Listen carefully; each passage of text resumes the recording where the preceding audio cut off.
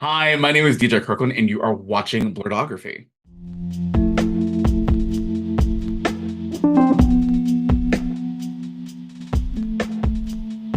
You're now listening to Blerdkast, presented to you by Blerdography.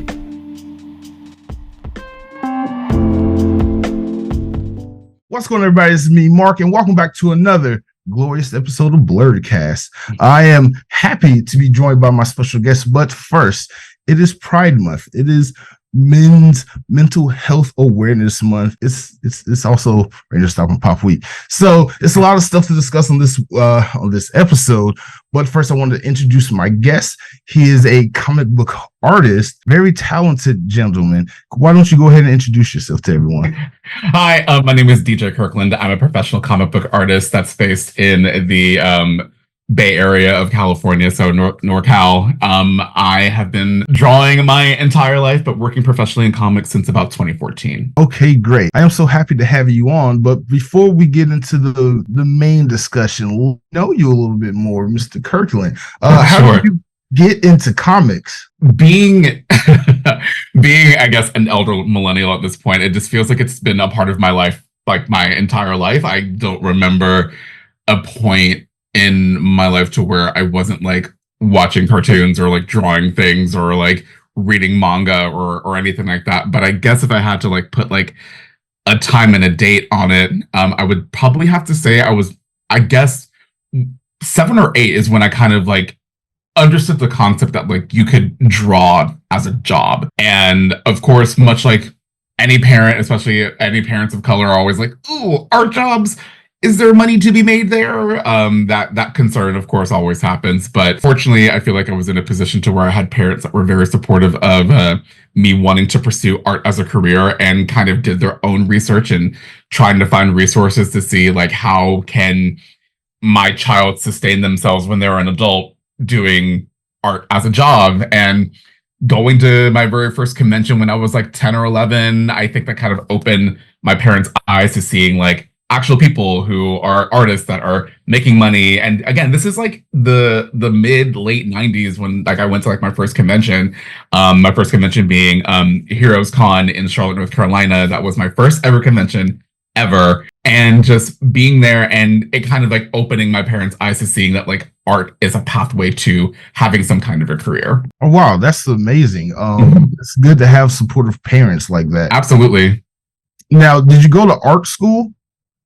Yeah, I did. So I went to the Savannah College of Art and Design. I went there from 2004 through 2000, and I want to say, oh my God, time. I want to say 2011, because I did both my undergraduate and then I did the majority of a master's program that I did not complete because I ran out of money and I was not going to take out loans to finish my master's. But yeah, I was at SCAD, had my degree, my undergraduate from them. Got that in 2009.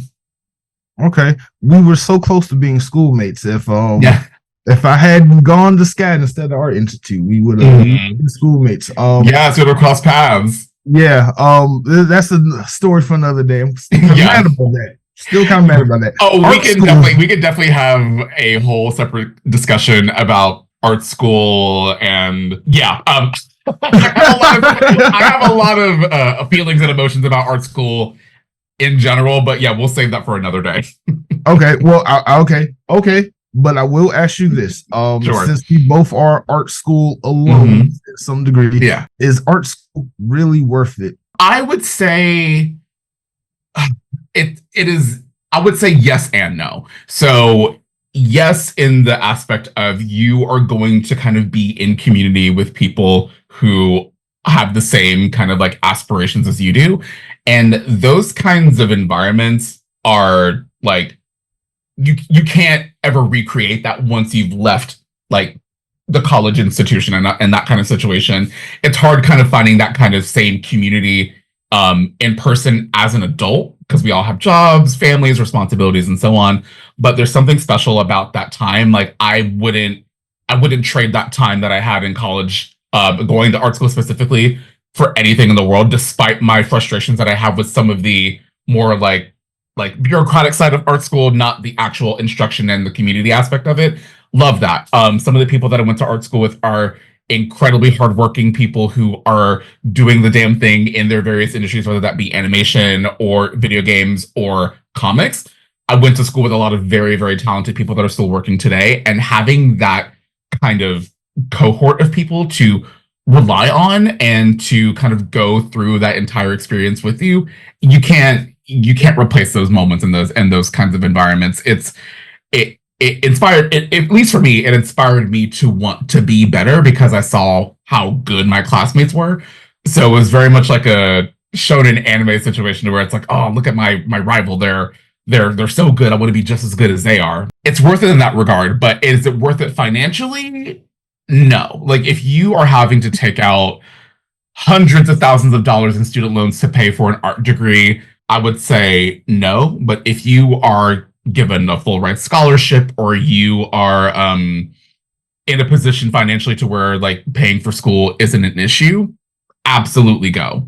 I had a great time. I had both some scholarship money, and I also had my parents worked very, very hard to put me through school, and I can't thank them enough for that. I'll be repaying them for the rest of my life. And I would also say too, for me, I think for us it's different because we went to art school pre the social media era, pre YouTube and all that stuff. So a lot of the things that like I learned in art school, there's a 10-minute YouTube video that you can watch right now and get the same information that I got without having to pay thousands of dollars for a class to tell you that. That is, oh my God, that is very true. I am still in debt. But here I am now finally using my skill set from art school. Yeah. Anyway, let's get into you. Let's talk about you a little bit more. So your artwork is amazing. Like I said, thank you. I am a huge fan. For those of you, I made a little video about this on my channel. Go and check it out. Even I can't believe I did it, but I looked through it and I was like, oh my, how? Oh my. So definitely, if you need an adult coloring book, and I mean adult, and you like big boys, check it out. It's very eye-catching. Yeah, good. Eye-catching is a word that I would always like to hear. Yeah, and this is not for kids. And it's not like super explicit. It's not like full frontal or anything like that. But it's just not. It's a lot of compromising positions. Yes. It's very compromising positions. You know, if you are of a certain age and are on Twitter or X, formerly known as Twitter, then yeah. So let me ask you. Draws inspiration from that. Gotcha. Gotcha. Oh God, it's a family show. No, it's whatever I wanted to be. But let me ask you, what was your inspiration, or what was your motivation into wanting to not only go into comics, but to go into comics and make comics that is not only queer representation, but body positive as well? What was your inspiration behind that? For me, I've always wanted to do comics. Like ever since I saw Sailor Moon for the first time, I'm like, I want to do that. And that was me pointing at a television and watching Sailor Moon twirl around and transform for the first time. Was that, and then finding out that there are comic books that are about Sailor Moon, or manga, that is where Sailor Moon originally came from. I was like, oh, like people do this and like are paid money to make them, albeit not a lot of money, but are paid money to make these and tell stories and all of that stuff. So like I've always done that since I was a kid. I made my own like Sailor Moon characters when I was a kid. I would draw tons of Sailor Moon characters, Final Fantasy characters. I would draw my own like Mario and Sonic levels and everything as a kid. I've always wanted to like tell stories. So finding out that, you know, comic book making is a profession that people have and people do, I kind of knew when I was like, again, like 10 or 11, that like, that's what I wanted to do. Like I wanted to draw as my full-time job, or something like that. Like one day, that's what I wanted to do. And I guess like the body positive thing kind of happened much, much later in life. Just being a Black queer person that is not skinny, and seeing a lot of like other like queer men like making like bara comics or very like big beefy guys illustrations, and not really seeing many of them that are Black or brown. I was like, well, I'm Black and I like these things, and I have friends that are also Black that are also into the same thing. So like, why am I not like drawing the things that I also find attractive, things that I like?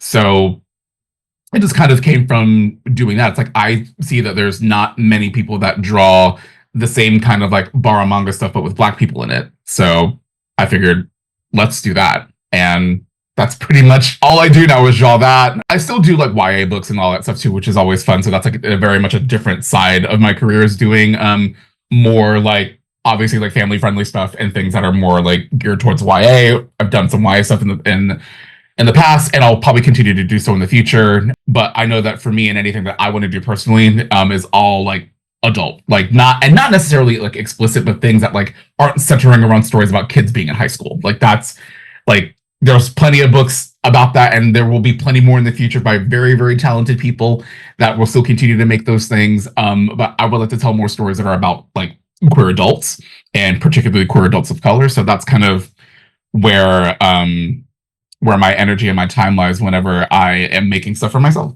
How important is you being your own representation in the comic space for you? Because like you said, there isn't a lot of queer, Black, body positive type of comics or materials out there, and the stuff you do find, you know, it's definitely never us that's represented, and it's always, when we are represented, it's always in some other way that we probably won't get into.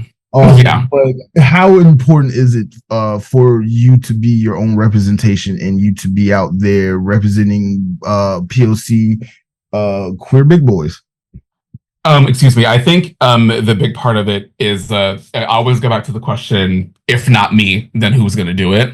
And not to say that there aren't other people that are out there that are wanting to do those things and tell their own stories in their own way, that where we kind of share similar things that overlap. But if I have the capacity and the ability to, you know, fill that gap myself, why not? Like, there really is nothing standing in the way of me making the things that I want to make other than myself. So if I want to see some chubby, fat, thick Black boys, you know, going on adventures, doing things, just existing, or even if it's just like a pinup of like a very cute chubby Black guy, like why not draw that? Why not me? Why wouldn't I draw it when I have the ability to do so, and to put that out there? Because there are other people that look like me. My friend group is comprised of Black and brown men of color that are all various shapes and sizes, and the fact that there isn't a whole lot of content that features people that look like us doesn't really make a whole lot of sense to me.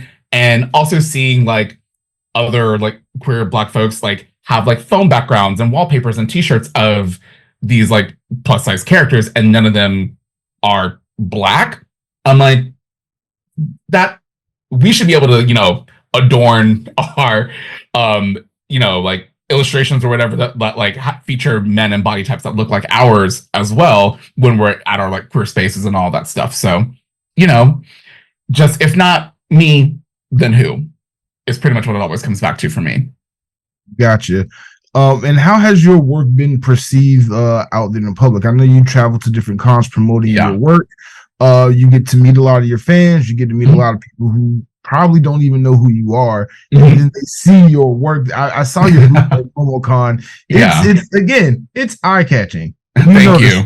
But how has it been received when people see your work?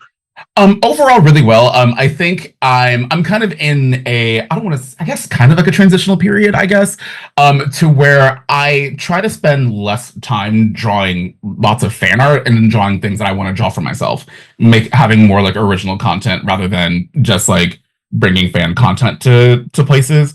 But I understand, like, as like a small business owner, as somebody that like this is part of their like their livelihood, I understand that when I go to these spaces, it's like you're gonna have to have fan art things. Like, you're gonna have to have that to get to kind of like hook certain people in. Because when you go to conventions and you do conventions for as long as I have, you kind of see and hear the same kind of questions, right? You see like, oh, do you recognize anything here at this? Like, oh, this is cool, but like, is any of this familiar to you? Because people are with their friends that aren't really into this kind of stuff, or going to their first convention for the first time. They're overwhelmed by the amount of option and choice that is there. And people are coming in with a certain set of dollars to be able to spend. So I understand, and I think a lot of people understand that when they go to conventions, they're looking for things that are familiar to them. They're looking for things that they know, that they enjoy, and that they like. And some people are willing to like look at things that aren't, you know, existing IPs and are wanting to buy like original art. People go to certain shows for that. I think MomoCon, to use as an example, I think it's a great convention that is truly the melting pot of so many different subsets of pop culture. You've got like the tabletop community that's really involved and invested at MomoCon. You've got the gaming community that's very invested that goes there. You've got like Western comics like Marvel, DC, Image Comics, that kind of stuff that's represented there. And you also have like anime and manga. So all of those interests, I think in the 2024 of it all, there's a lot of crossover there. Like if somebody like is a tabletop enjoyer, they might also enjoy Zelda. Or if you have a fighting game enthusiast that's there, they might also enjoy like shonen battle manga or whatever. I think there are connections with all of those different subcultures that all kind of like there's a connective tissue that's there, and MomoCon I think is a really great place for that. It really does feel like the con that is for like the pop culture enthusiast period, which I love and I think is an incredible show. I will happily be there again next year. But to really answer your question, like the reception of my work has always been, I'd like to think anyway, has always been pretty positive. I typically get lots of comments on like the style being like really appealing and in some cases cute. In other cases really cool, it's eye-catching, it kind of pops out to people. Dynamic poses, very colorful. I always say that my favorite color is rainbow because I use pretty much every color imaginable in my own work, both if it's fan art or personal work.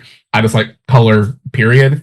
So the reception has been really, really good, and I think more people, now that they're seeing that I'm bringing a lot more original stuff to conventions, are really excited about that, which that transition can be hard for a lot of people who want to get away from doing a lot of fan art stuff and wanting to do their own original stuff.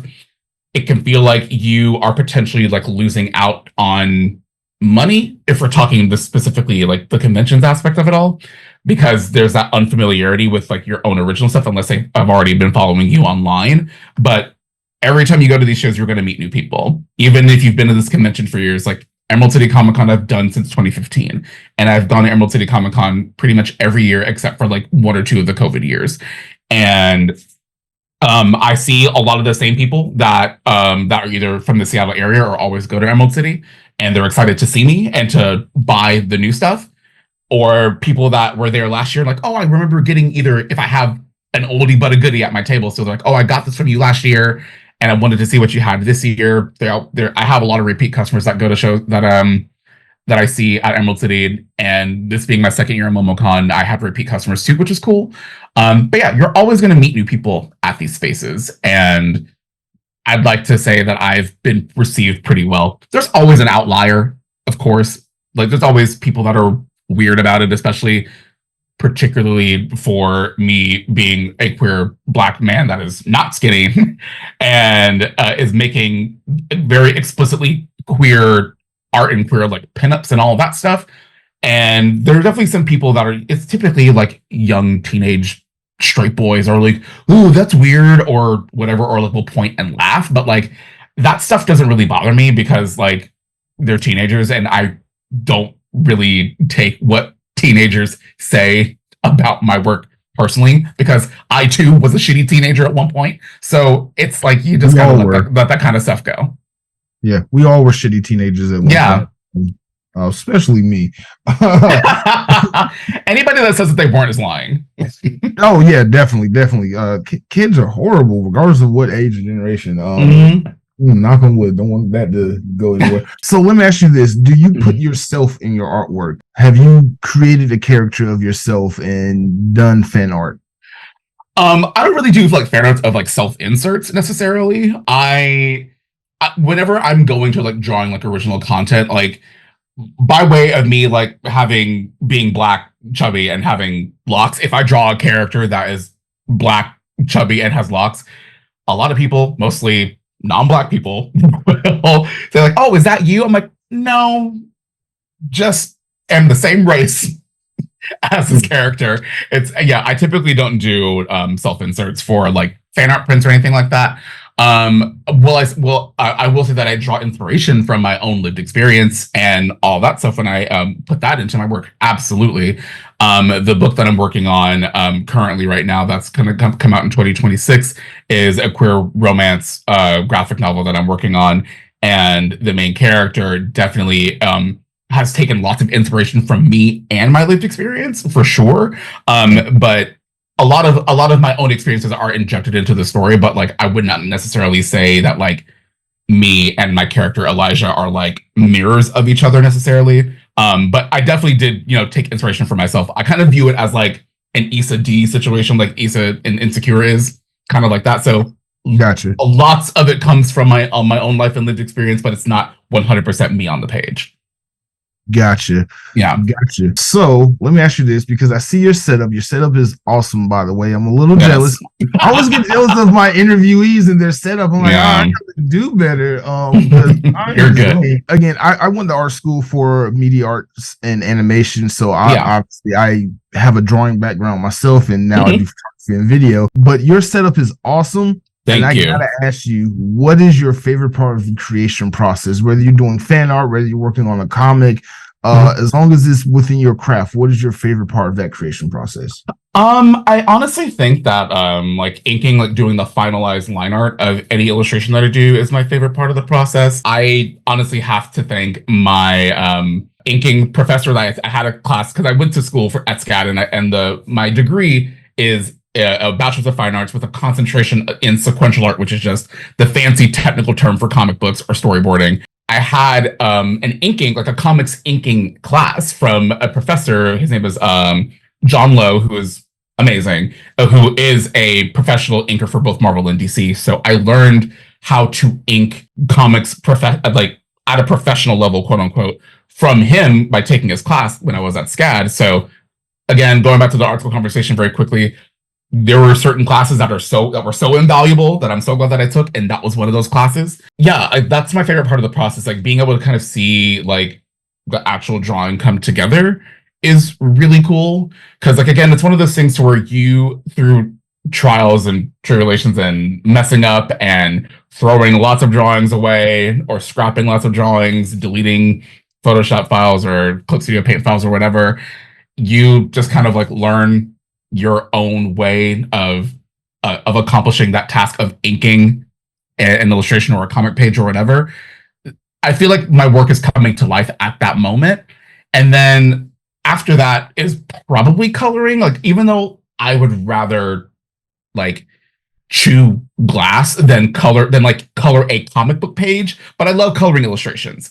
Like I think, I don't know what it is about coloring the comic page that is so like agonizing to me, but like that's the thing that I don't like to do. But like singular illustrations, like anything that's like behind me, like I love coloring stuff like that. Like it's fun. I really kind of get to really see the entire vision come together like when that's done. So yeah, I just like the act of like making things, period. Like all of it, even the parts that are not as fun to me, I love all of it. Like I feel like a kid every time that I sit down in front of this tablet or a sketchbook or something and I'm drawing something. Like it always feels good to me. Gotcha. I just noticed one of the illustrations on your art wall. Is that a Dark Magician Girl in the Yu-Gi-Oh card behind you? It is. It's a Dark Magician Girl illustration. It's from the artist Iron Pinky, who I've been a fan of for years. Iron Pinky does a lot of work for Unon and Capcom. So they like all the same stuff that I do. So like anime, manga, fighting games especially. I have several Iron Pinky illustrations all over this house. I have Iron Pinky stickers on various surfaces in this house. Water bottles, some on top of my printer, my laptop. Like there's like their work is really cool. So like I really love their stuff a lot. So there's a little bit of everything. There's Final Fantasy, Dragon Quest, Street Fighter, Sailor Moon, Sonic the Hedgehog, lots of Capcom stuff. Pretty much anything that came out before like 2010, like is all represented here. Minus like the Delicious and Dungeon. Obviously, that's rather new, but there's a lot of like some newer stuff here too. But like my my area of like, I guess like love and nostalgia obviously comes from like the 90s and like the late 80s, 90s and early 2000s. Gotcha. Same here. Same here. Yeah. So let me ask you, you Sure. are a comic book artist and illustrator. I You am. work on comics with other writers and editors and things like that. What is that process like, collaborating with a writer to create a comic book? So for me, in my experience working with writers, it's been a very collaborative experience. I know that isn't always the case. There are certain situations to where like the artist doesn't ever interface with the writer at all. The only person that each the writer and the artist will interface with is the editor of the project. So sometimes they don't even speak. But I've had the luxury of and the privilege of working with people that I'm like actually really good friends with, except for maybe like on like one or two projects where I didn't know the writer. But for the most part, my collaborators are my personal friends. So with Black Mage and Agretzko, Daniel Barnes and I worked together on that. So him and I worked together on the graphic novel The Black Mage together, which is our original IP that we developed together. He is an absolute joy to work with. He, much like me, is also a millennial. We both like a lot of the same things. We both kind of speak the same language. So working with Danny was like so easy. Like I didn't have to explain like what Sailor Moon is to somebody, or like what Avatar: The Last Airbender is like to him. Like we spoke each other's language. So the collaboration process with him was stunning, gorgeous, love it. And then my other friend, Josh Trujillo, who him and I have worked on a project with Oni Press as well. We did an issue of the Dream Daddy comics, which is a comics adaptation of the dating simulator game Dream Daddy that came out a couple years ago. So he wrote the story and I illustrated it. And again, we're friends. So I'm just sending him a text message like, hey girl, like, this doesn't quite make sense on this page. Can we talk about it? And we just talk through it, and we trust each other. We know what each other likes. We know like how to work with each other because we're friends. So it's easy to kind of work with each other. And it's always like we always put our egos aside because it's never about like one person being better than the other. It's a collaboration. Comics are a team sport. Even if you are working on a book yourself, like, and you are publishing with like a traditional publisher, there's still people on the other side that you're collaborating with. And yeah, it's been a wonderful experience working with them. And then most recently, I was working with a longtime college friend, Jarrett Williams. We collaborated together on our story for the DC Pride issue that came out earlier this month. So we collaborated on that together, and we've been friends for almost 20 years, which saying that out loud is crazy to even think about. But we've been friends since college, and the fact that we're just now collaborating for the first time almost 20 years later is wild. But again, personal friend, just text him up like, hey, this doesn't make sense on this page. Can you help me? It's pretty. I've been pretty fortunate in having great collaborative partners. Gotcha. That's great. That's great. So I asked every writer or every illustrator that comes on my podcast, I ask them this very important question because it's an interesting one that means something to me a little bit. But in your mind, or in your opinion, what's more important when it comes to comics? Is it the writing of the comics, the script, the direction of the writer, or is it the illustration, the artwork, the visual aesthetics of the comic that drives the comic? What's more important? I don't think one is more important than the other. I do think that they work hand in hand. With comics, it's the combination of the written, the prose, and then the artwork together. Because one without the other, you've just got a prose novel, and the other is just a series of illustrations. Both can tell stories without each other, but when it comes to actually creating comics, I think both of them are equally as important, for sure. Like, it's not. I definitely think that the art can absolutely help dictate or bring to life the ideas in the prose, for sure.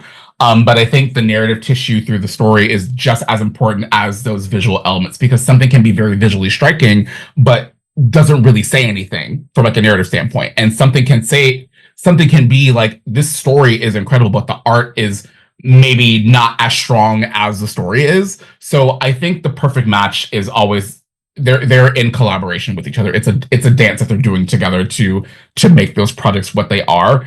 Definitely, I think as visual people, we're definitely going to be like more like enticed by like striking visuals of whatever we think is appealing or whatever. That definitely can do the heavy lifting for sure. I think a solid character design can lead a story. I know for me, like I'm definitely drawn to visual. It's like being an artist myself. I'm like, oh, like that character, really cool. What is this about? Like that's kind of the things that kind of like brings me into something. For other people, it could be just like the narrative. It's like, oh, like I like the concept of the story. And it also helps that the art's cool. Like, so it kind of just depends. But I think one without the other, it's one without the other is not a comic book. Like, I think the two together, and even it can even be like a comic that doesn't have like dialogue. It could just be pantomimed. It could be a completely silent comic, and be just as effective. But there's still that written element that is there because it's still telling a story. In those instances, the visuals are the driving force that have to carry that narrative. But if we're talking traditional comics that have dialogue written, all that together, one can't exist without the other. Gotcha. So let me ask you this. Since you started doing comics and doing your own brand, what opportunities has opened up for you since you got into sequential art and being an illustrator? It's honestly wild, the opportunities that have kind of come from just existing as an artist online and, like just like being true to yourself and, showcasing your perspective and sharing your thoughts and feelings and emotions about whatever it is that you're passionate about. I've had the wonderful opportunity to collaborate with Discord. I've done some stuff with their intercompany, like Black community network of people that work at Discord and like their clients that they work with. I've done illustrations for them, which has been really cool. I've done stuff with Crunchyroll in the past, which has been really fun. I've been featured on there. I've been on like the Crunchyroll podcast in the past, and I've done artwork for Crunchyroll as well. I've done stuff for Viz Media. I've also collaborated with XP Pen to have this tablet that we see right here.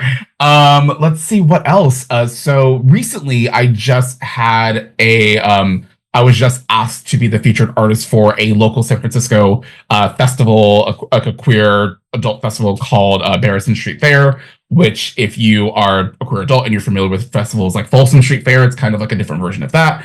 They asked me to be the featured artist for them this year, so we're about to start collaborating on some stuff for that event in the fall, which should be really fun. I've worked with other independent artists in the Bay Area doing art pieces for them. Like being just open to opportunity, being open to, maybe doing things or collaborating with companies or products that you might not necessarily think that you would be a good fit for can honestly surprise you. Like I never thought that I'd be doing like large format art installation type pieces for local queer organizations. I never thought I would be able to do things like that, which is really cool. I've like spoken at different conventions. I've been on different panels, virtual events, all kinds of stuff, talking with people like in like the influencer space on like TikTok and Instagram, collaborating with them, becoming friends with those people. There's a lot of opportunity that's there as long as you're, just putting yourself out there and being authentic and not being a dickhead. I think, can kind of take you a long way. Like give people a reason to want to work with you. So, as I mentioned at the beginning of the podcast, it is Pride Month still. Go Pride. It is. And it's also Men's Mental Health Awareness Month. And oftentimes, especially within the Black queer community, the two don't relate so well, especially, growing up Black people never believed in mental health and therapy and things like that. Black people also apparently huge homophobic community. And being two Black men who grew up in the Black community, we have varying different experiences growing up queer and going out there. So I wanted to bring you on the show. Initially, I wanted to interview you and talk to you about being queer and being, Black men in the nerd space because it goes unsaid a lot. It's especially like within Black gay men, it's a lot of it's a lot of 11th grade trauma there that yeah, you gotta unpack. Mm-hmm. You gotta get out there. Like for Yeah. me, for example, I'm just gonna be honest. This, even though I cover other topics on my whole platform, my main platform being YouTube, I don't bring up queer and gay subjects on my YouTube channel. And I wanted to really get out of that because I'm like, why am I not fully representing myself? Why am I skating around the subject? Everybody knows who I am, what I am. I've never hit that, but like it's always this persona, like publicly. For me, it was like a barrier there. So when I started following you on TikTok and I started following your content, like the first thing that was on my mind was how, as a Black man, can you be a public figure and just still be comfortable within who you are, within your sexuality, and just be proud of who you are, because that is something that a lot of Black men struggle with, and it's kind of tiring. Yeah. So much like any other like queer adult, I think I also want to say like specifically for like millennial age Black queer people, I think we kind of came up in an era to where we were very like, it was still very much like, oh, you don't want to be like out and in public because there's so much risk of you being hate crimed and all that kind of stuff. You don't want to do that necessarily. But I will, because like I definitely came up in that kind of an environment as well. I definitely, as a defense mechanism, like I think there's that joke that people usually say online. It's like, oh, like what kind of trauma did you experience which caused you to be a funny person? And it's like, well, I had to develop a personality because one, I was fat, Black, and gay. So like, I mean, I'm still fat now, but like you still have to, like, it felt like at times overcompensate in other areas to kind of like have people not focus so much on the gay thing. So for me, it was like, oh, if I'm really good at art, or if I do well in school, or if I don't cause any problems for my family, maybe when I at some point feel comfortable enough with being able to come out, maybe the gay thing won't be as bad because I have all these other things. And come to find out, at least, well, I'll preface this by saying that experience changed for me over time. But I will say, didn't quite work out as well for me when I first initially, I don't want to say when I was outed, that it didn't really, it was not great at first. It was definitely challenging when I first was outed to my mother. I'm not going to get into the nuances of that.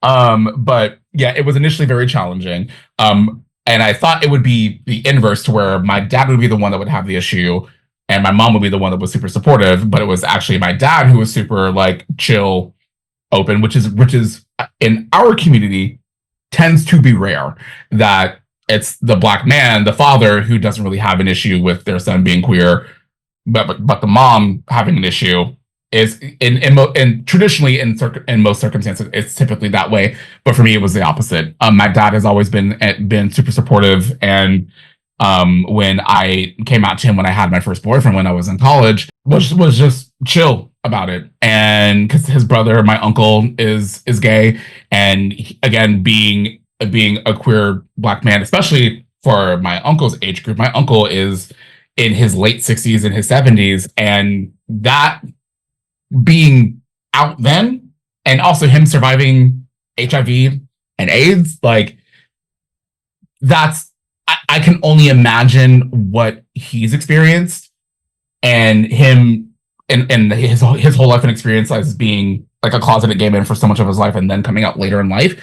I could only imagine how challenging that could have been. So I would say by comparison, had it easy. But yeah, it was definitely difficult at first, but ultimately, like, I'm going to show up as I am, and you can take it or leave it. It took a long time to kind of feel that way about myself personally. That's come with lots of time and being in community with other queer people. I attest to a lot of my unlearning some of my own internalized anti-Blackness, my own internalized misogyny and homophobia. I attribute a lot of that to being surrounded by Black women and Black queer women and femmes and Black queer people when I lived in Atlanta for a while after I graduated from college, and just being in community with people and going to like alternative queer spaces and seeing, you know, and just being exposed to trans and non-binary people. That was before we had like the term non-binary for non-binary people.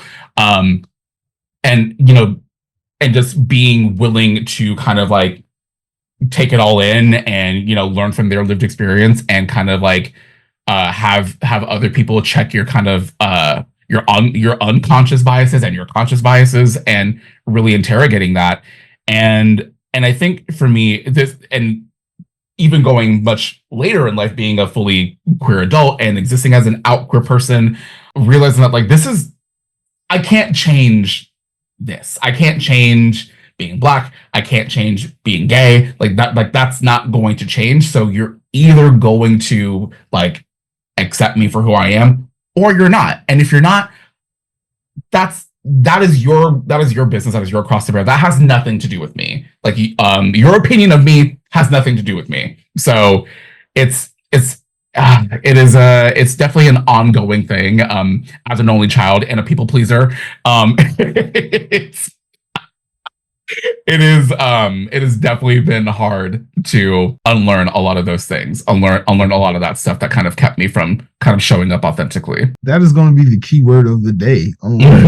Because like you just said, because I'm in Atlanta, and you would think, okay, growing up Black and being gay in Atlanta, no brainer, easy. No, it's not. It is not. It's the most confusing place on earth. It's still like it's still Georgia. It's still in the Southeast, and I'm not one of these girls that like wants to blanket, as somebody that is originally born and raised in Charlotte, North Carolina. Like the thing that I hate the most that people do, especially like white queer people tend to do, is overgeneralize the Southeast as if that all the people that live in the Southeast are all fully responsible for all of the conditions that everything is the way that it is down there, when that couldn't be further from the case. If we want to have genuine conversations about the South and why certain things are the way they are, we need to have a conversation about redlining. We need to have a conversation about gerrymandering. We have to have those kinds of conversations to talk about that, because there are plenty of open-minded, progressive people that live in these states that have been fighting tooth and nail to have any kind of progressive policy or anything to make existing as a non-cis heterosexual white man in these states. They're trying. So the overgeneralizations of the South I hate more than anything on the planet. Like, and it's hard because again we're talking about people that grow up in environments to where lots of it's about going to church and that kind of indoctrination and all that kind of stuff. Like, and not to say that you can't exist as a queer person and also like go to church and you know and have core values and faith and God and all that stuff. You absolutely can do that for sure. But like, I think for a lot of people, there's a lot of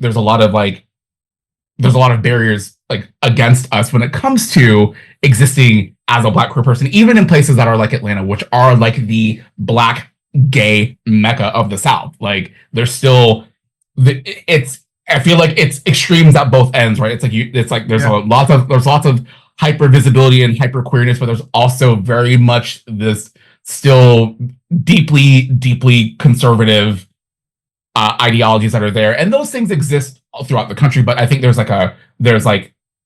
extreme, like it is so extreme on both sides, like that it can be confusing. It can absolutely be confusing, because it was for me for a very long time.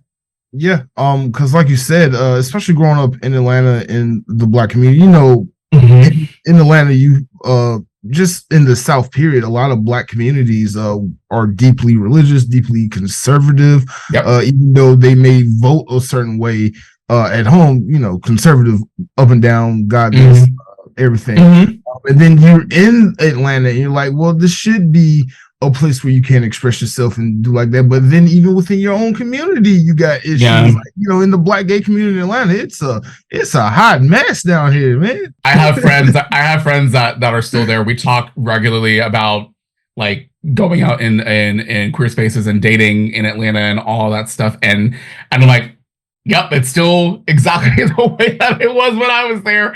Yeah. But because I think about that. Have you seen that show on YouTube? The balloon popping show? Yeah, I've seen that. Have you seen the gay one? The gay version of that? Yeah, I've seen that. And I'm like, oh, I was like, I hate how we treat each other intracommunally. Like, I hate that. Like, it makes me so upset to see how other queer Black men or mask presenting folks like treat each other intracommunally, and that can also have, you know, those mindsets are informed by how they were raised and how we were raised. So, it's like there's so many things that are at odds with each other in those situations that can feel and be very confusing, and trying to figure out where you fit in all of it can be tough. It's hard. Yeah, I'm still like figuring out my place in it all, because Mm-hmm. like I guess for me personally, intersectionality is a thing, and Yeah, I'm 100%. learning about that in myself and how it affects me. On the one hand, you're Black, and you gotta always be stoic and dignified and remember where you came from. And then on the other hand, I'm a man. I'm supposed to be able to do all kinds of things, especially in America. And then I'm queer, which is like this whole other world that's like you just got to get used to, or either you're in it or you're not. And then now I'm all three. I'm a Black gay man in America, and you would think I would have everything going for me, but no, I'm one of probably the more hated demographics in this country right now. Being a combination of Black, gay, and male, and having like the mindset, like you said, the toxic masculinity that was just still with you from your environment, things like that.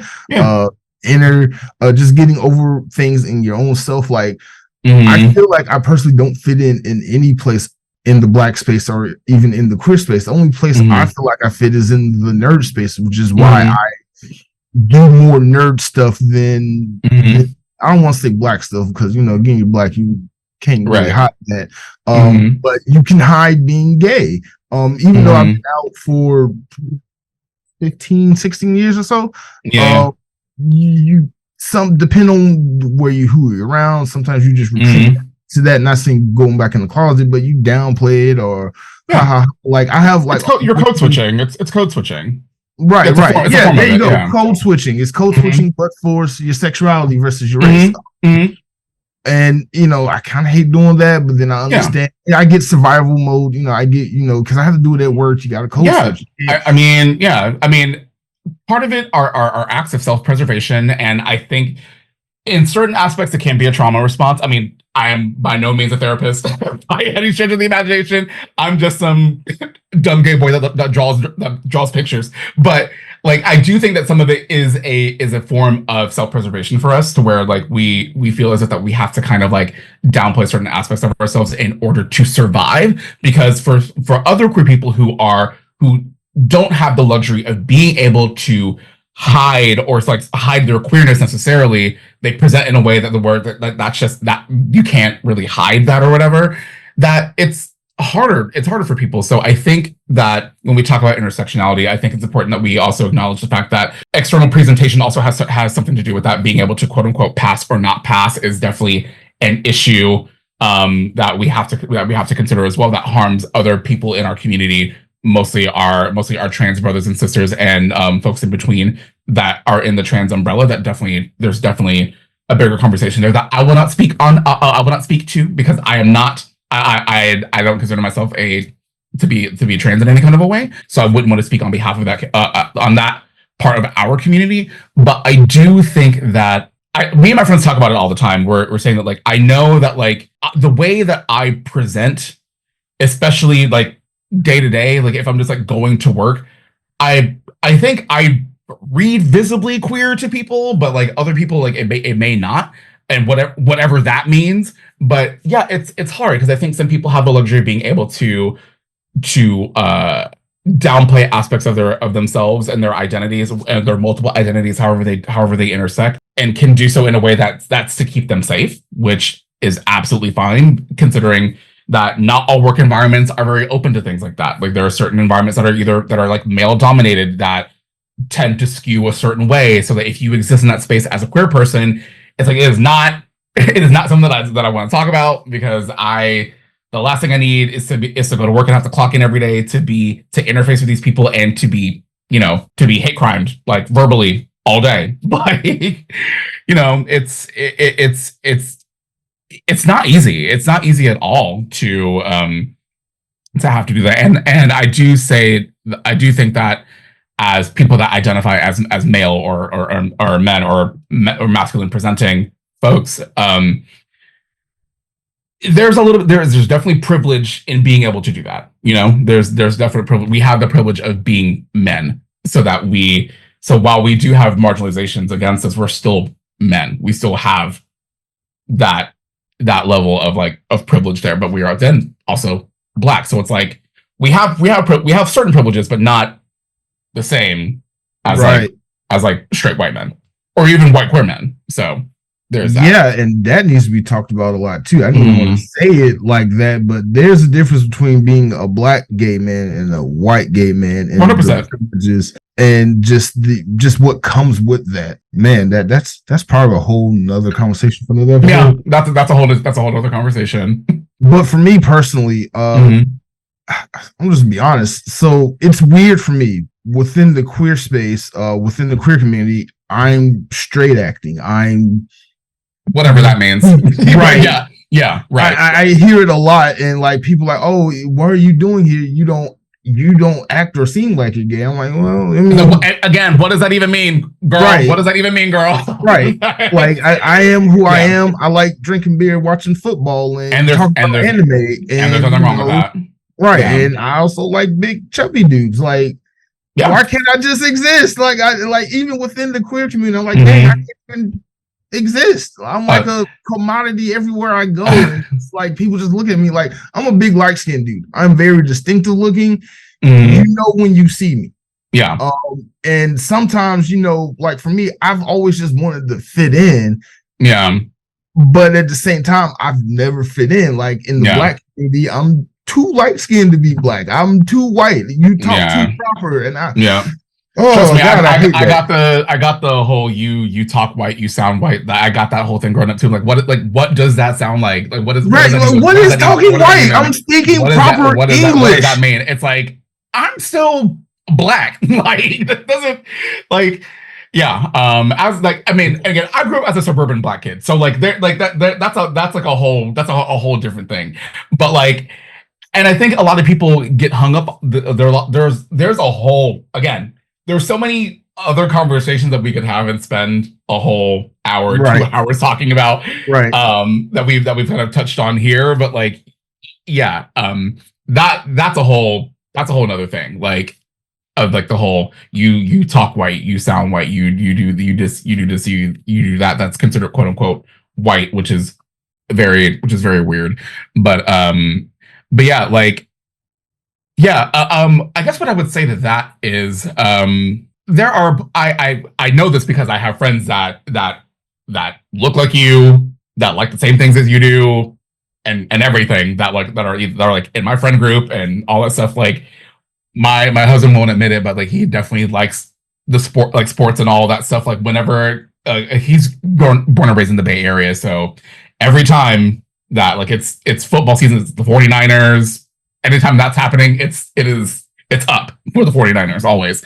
But or the Giants. Any local sports team, it's always a big deal. But I would say to that is that there are definitely people that, I mean, I see them all the time at the Eagle. It's like I see people that like you would definitely fit in with at the Eagle all the time. So there are places like that I think that would be that I think you would feel more comfortable there than others. So we could talk about that separately. But okay. But yeah, like I totally get it. I totally get like feeling like an outsider in all communities that you intersect with, like feeling like an outsider in the Black community, feeling like an outsider in the queer community, like and feeling like an outsider in nerd spaces, because we see this all the time, that like the second there's a Black or brown character in something, at least in like the current 2022 2024 of it all, the second you put a Black character in something, it's woke. And it's like, it's like, y'all can just say that y'all don't want Black and brown people or gay people to be in the media that you like, and stop trying to hide it behind you saying like, oh, it's woke, or it's propaganda, or it's this or it's that. Like, if you want to have a conversation about propaganda, we can definitely talk about that. But about how like the Marvel movies can be a form of propaganda and all that stuff, we can definitely have a conversation about that if we want to.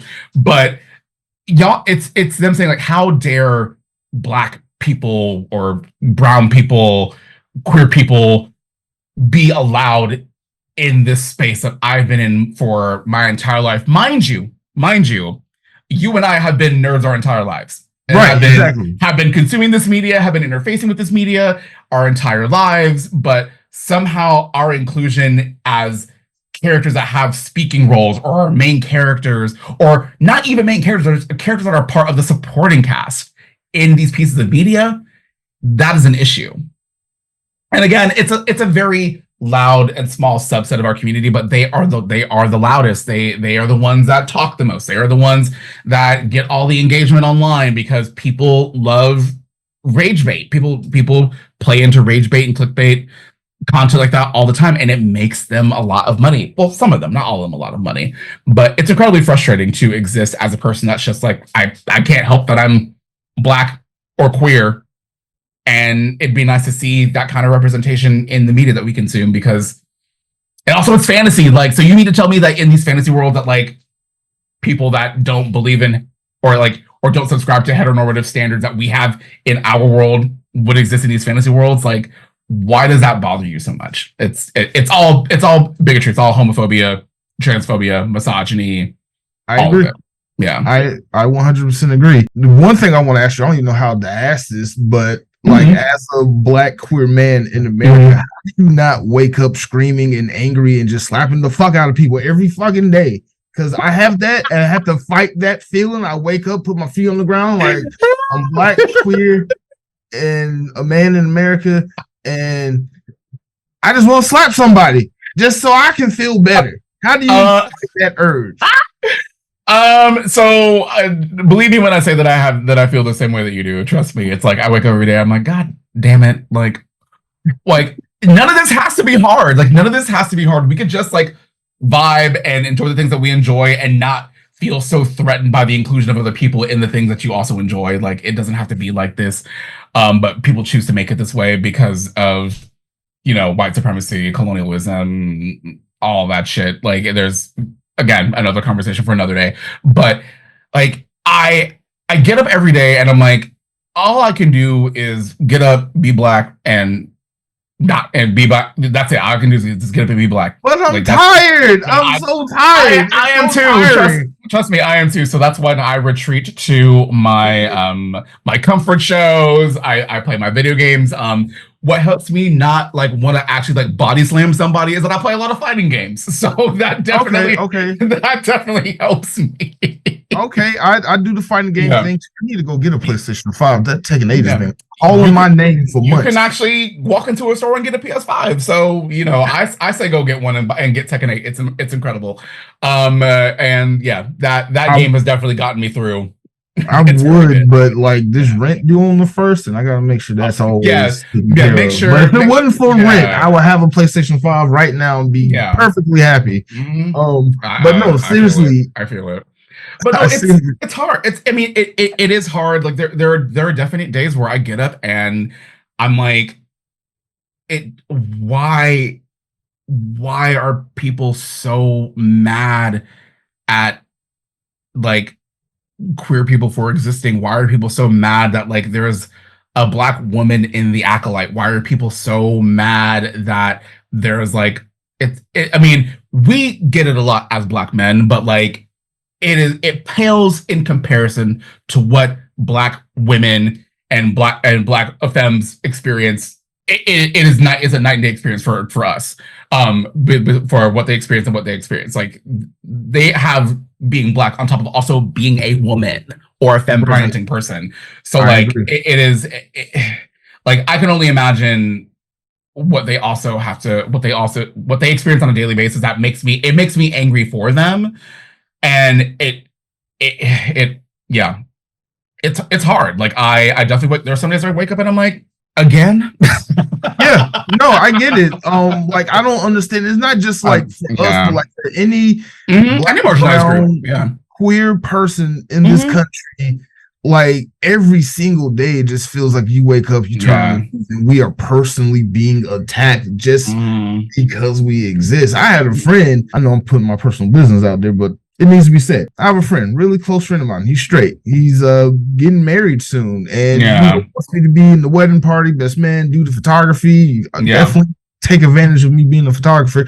And I was like, haha, joking around because he's like, oh, I want you to be the bachelor party, this and that. And I was just joking around, like, oh, I can't wait for my wedding day to come around, and all my friends make a big deal over me. And he just casually, oh, I'm not going to go to your wedding, right? It's against my religion. And I'm like, I mean, yeah, we talked about that back when we were in college, but it's been 20 years. We lived together several times, and never had a problem with it then. You live with me and my partner, and now you're getting married, and we're talking about it in the religious setting, and you're like, oh, you won't attend my wedding because it's an abomination while you're eating shellfish and wearing mixed fabrics. Cool, you can pick and choose that, but it's like we still have to go through this shit. It's 2024. And what I say to that is like anybody that purports that kind of shit and claims to be a friend to me, we are not friends. For me, like at my big age, at this point, I'm not chasing after friendship from anybody. Like I'm not gonna do that. I'm not begging for anybody's friendship. But like, if you are gonna be like, oh, like I don't have a problem that you're gay, but not around. Like, no, you do have a problem. Yeah. So great. So have a wonderful life. I'm done. Do what you do, because anybody that's purporting this kind of homophobic rhetoric of just like a queer person existing and like not doing anything, and they're like, oh, like not around my this or that or whatever. It's like you guys are making up scenarios like of things that do not happen. Like it is very strange and it's very weird. We are people just like anybody else. Like it's just fucking weird. I'm like, and to that I'm like, okay, well, great. You will not receive an invitation to the wedding. That is a-okay. You do not have to come, and we do not have to, great. I will keep you over there. You can stay over there. You can dap it up. You can say hi and bye, but you want any kind of relationship with me? So yeah. Accept all of me. Right. So the moral of the story of today's podcast is it's hard being Black and queer in this country, and just existing. It's just hard existing. Since we're on the subject, I'm going to bring this up, bring this all full circle. Sure. What are your thoughts on X-Men 97? Since we're talking Black queer. Stunning. I'm not gonna get into the Bo DeMeo of it all, about what happened with that, because we still don't know. But I loved it. As somebody whose really big most exposure to X-Men was to the original cartoon and like the Marvel vs. Capcom games. I loved X-Men 97. I loved that it kind of didn't really pull any punches. They said what they wanted to say, and and they said it in a way that I think is very it's very straightforward about what they believe when it comes to X-Men, and I think it's a great representation of the franchise. Like I think it's one of the highest scoring pieces of media that's come out of Disney Plus in quite a while. So like I love it. I'm excited for more. It is not often that we see people that we are in community with be at that level, being like a showrunner and having that kind of power to make decisions when it comes to media and representation and all that stuff. So like we have to give credit to where credit is due. with what Bo was able to bring to the screen with X-Men 97, I'm very curious as to what the next two seasons are going to look like. I'm hopeful. Hopefully it continues to get better from here. But yeah, like I loved it. I loved X-Men 97. Gotcha. Yeah. I also equally loved it. I will be doing my own little breakdown about it sooner or later whenever I get that figure out. But my favorite thing about it, I don't know why I love controversy so much. The outrage that the European Americans had about it. The pure outrage. Like, I didn't know X-Men was woke. Why is Gambit acting like this? And I was like, did you not grow up watching the 92 version? Did you not read the X-Men comic growing up? And that's the thing. It's like these people, it's like I'm not even a huge like X-Men fan like that, but like I even knew that. Like the fact, like, and again, this is coming by and large from a demographic of people who really don't experience like any kind of forms of oppression or marginalization in the ways that like queer people do, and especially queer people of color do.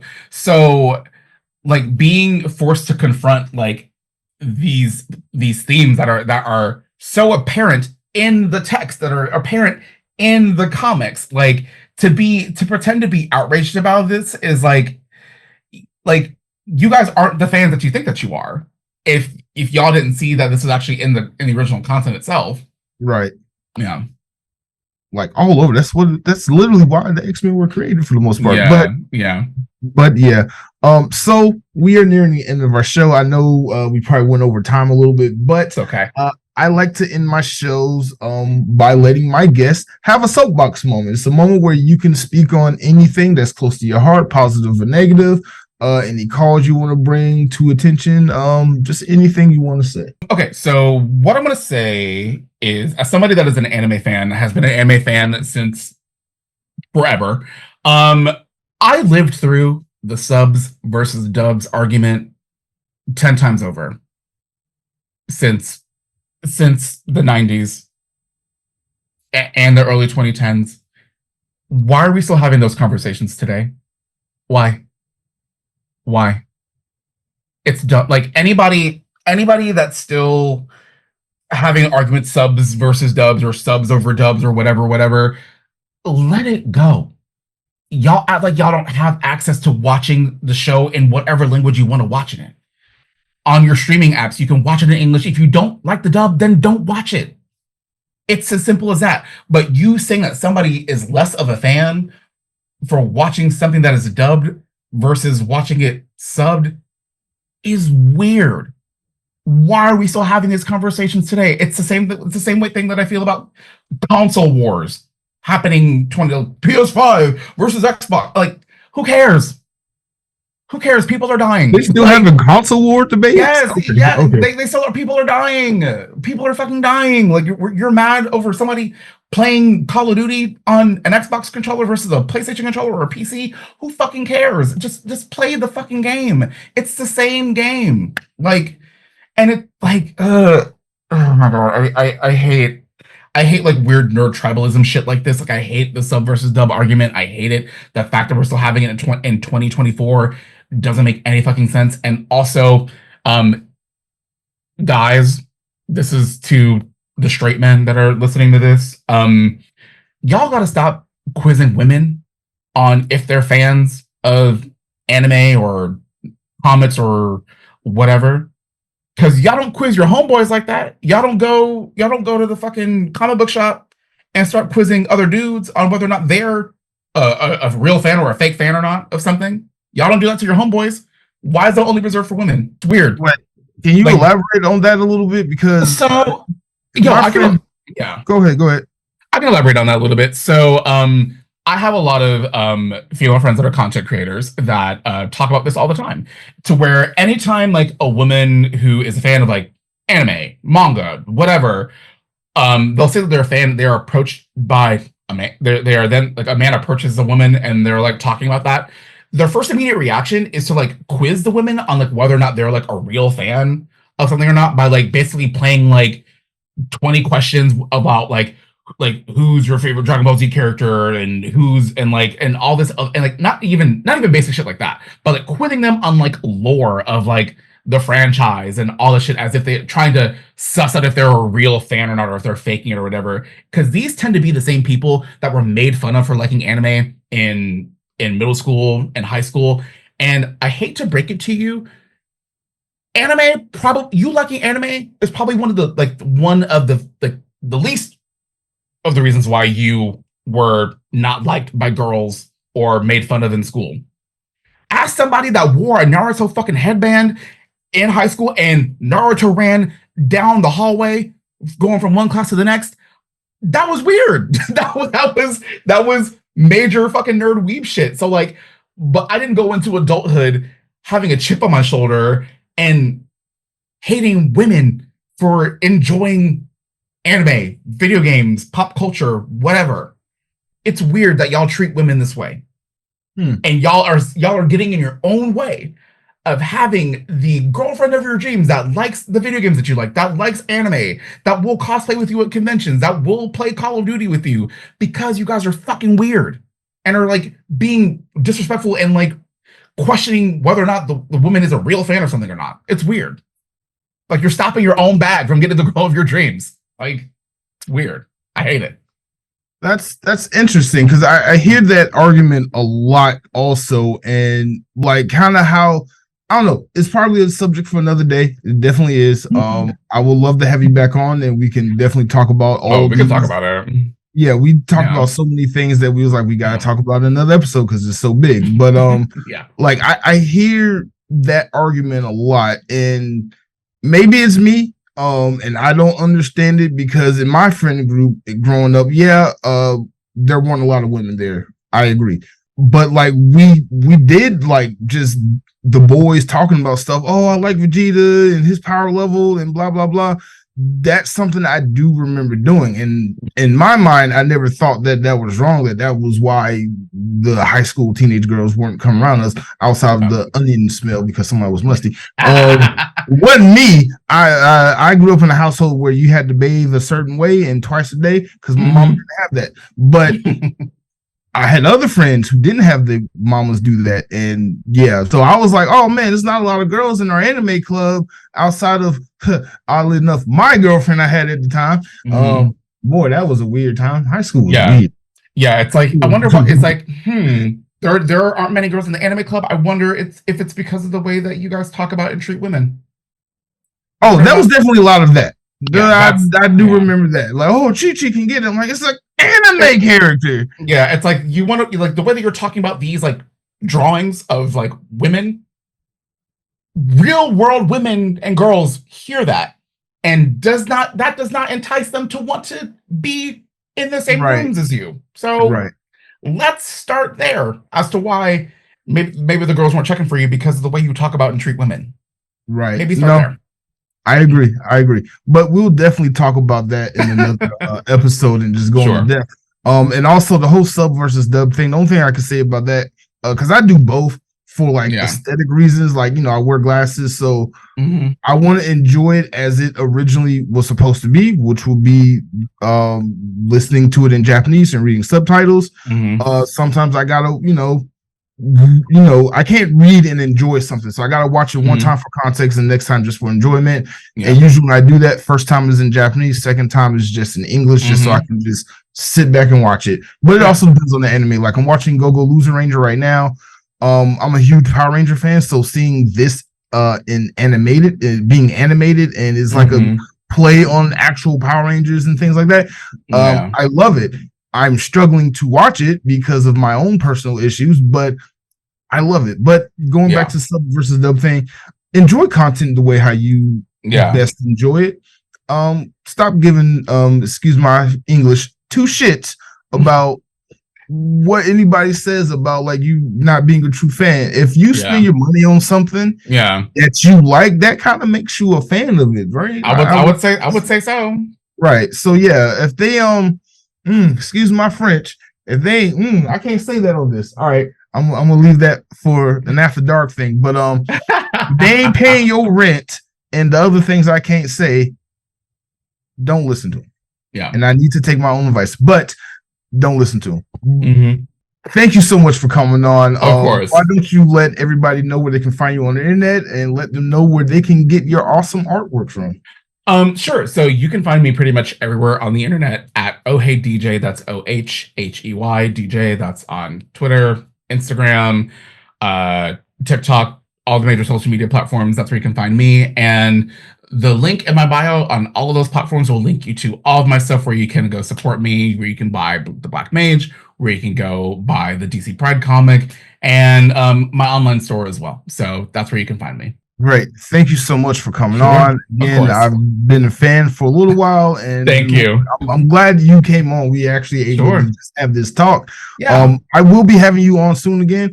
So we'll just have to schedule that out. But yeah, just hit me up. But for everybody else, this has been Blerdkast. Thank you guys for watching or listening, wherever you are watching or listening to this to or on. You can find Blerdkast everywhere you listen to your podcast, on Spotify, Google, Apple Music, Amazon, and more. And you can follow me, Mark, that's me, on Blerdography on my YouTube channel and all my social media platforms: TikTok, Instagram, Facebook, and X. I don't like saying that. I'm gonna say Twitter. I'm gonna keep calling that Twitter. I'm still calling it Twitter. Yeah. Fuck Elon Musk. But this has been Blerdkast. Until next time, we are out. Bye.